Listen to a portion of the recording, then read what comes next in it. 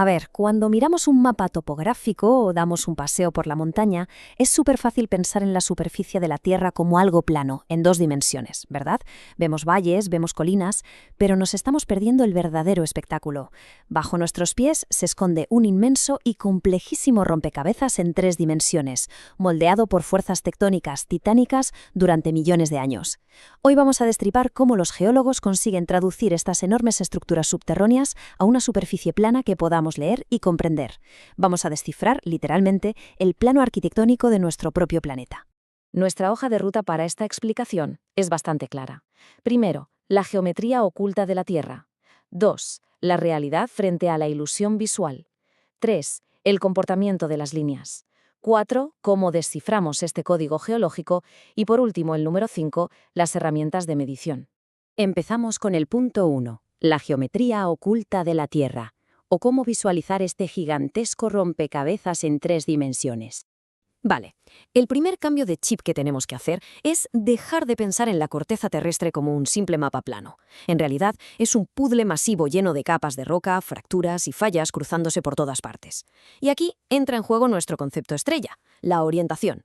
Básicamente es la disposición en el espacio de cualquier plano o línea, siempre relacionada con un punto fijo, como el norte geográfico o el magnético. Y ojo, entender esto es absolutamente crucial. Es la base de literalmente cualquier medición que hace un geólogo en el campo. Sin una orientación precisa, estamos perdidos. Pero claro, ¿qué pasa cuando esos planos de roca no son perfectamente horizontales? Pues que entra en escena la dirección de capa, que también solemos llamar rumbo. Imaginad una capa de roca inclinada que se sumerge en un lago de aguas súper tranquilas. Esa línea exacta donde el agua toca la roca inclinada, bingo, esa es la dirección de capa. Es una línea totalmente horizontal. Y lo interesante aquí es que esta línea se mide siempre horizontalmente para sacar su ángulo respecto al norte. Es, para entendernos, nuestro eje principal. Lo que nos lleva a algo fascinante, las isoipsas. Seguro que os suenan las típicas curvas de nivel de los mapas de senderismo, esas que nos chivan si la subida va a ser dura. Pues las isoipsas son básicamente lo mismo, pero bajo tierra. Son curvas de nivel subterráneas.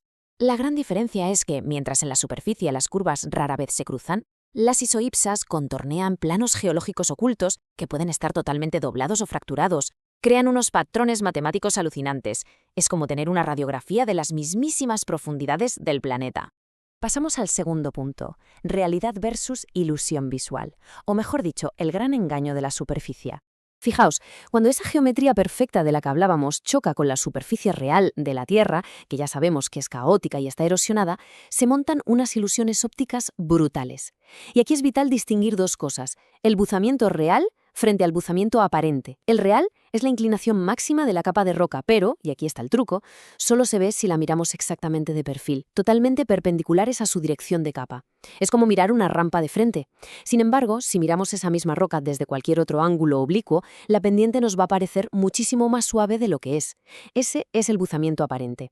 Por eso a veces desde el coche una ladera parece casi plana, pero luego te asomas por un valle lateral y resulta ser un precipicio de locos. Y pasa exactamente lo mismo con el grosor de las rocas. Tenemos que comparar la potencia ortogonal, o real, que es el grosor exacto medido en perpendicular entre el techo y la base de una capa, con la potencia aparente. A ver, imaginad que cortáis una barra de pan. Si el corte es recto, perpendicular, tenéis el grosor real de la rebanada.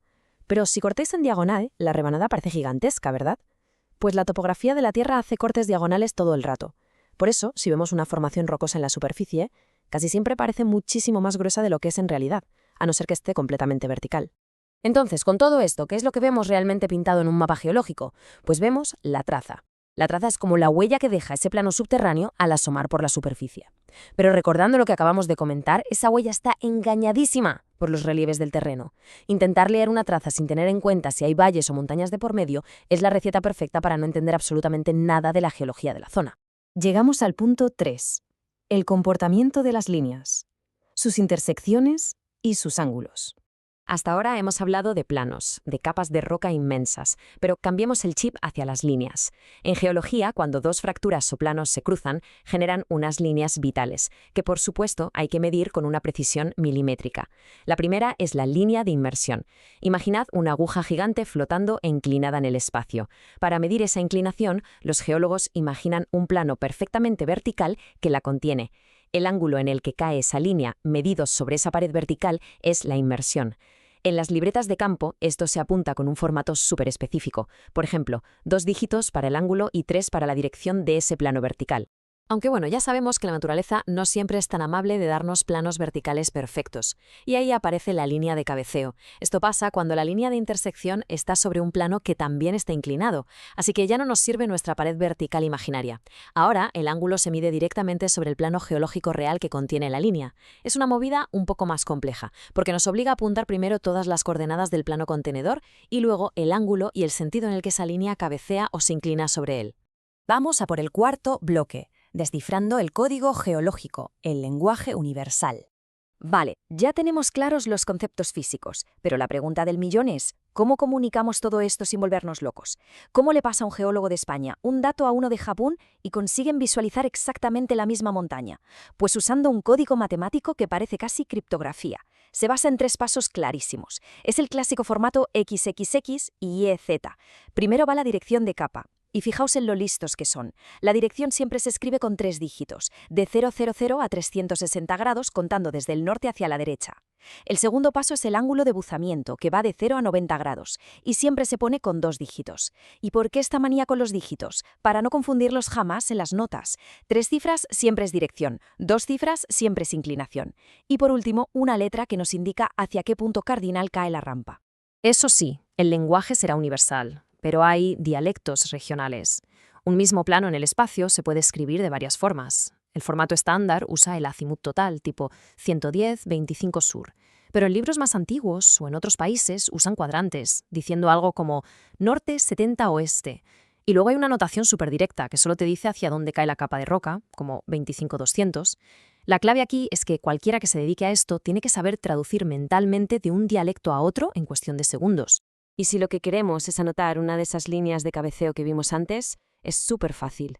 Construimos sobre el mismo código. Primero ponemos la casa de la línea, o sea, el plano donde vive. Por ejemplo, 110-25 sur. Ponemos una coma y le añadimos el ángulo de la línea y hacia dónde apunta. ¡Ya está! Toda la monstruosa arquitectura en 3D de una montaña metida en un par de números y letras. ¡Es una pasada! Y llegamos a nuestro último punto, el 5. Herramientas de medición, capturando los datos en el mundo real. Porque mucha teoría y mucho lenguaje, pero ¿cómo sacamos esos números mágicos ahí fuera pasando calor o lluvia en medio de la montaña?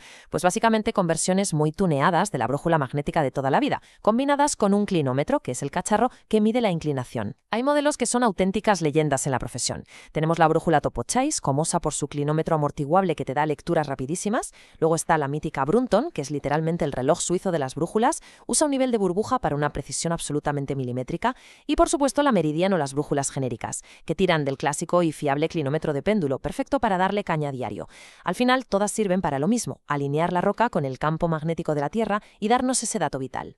Y con esto cerramos el círculo. Hemos visto cómo los geólogos cogen montañas enteras y las transforman en planos abstractos, líneas imaginarias y al final en unos simples números en una libreta.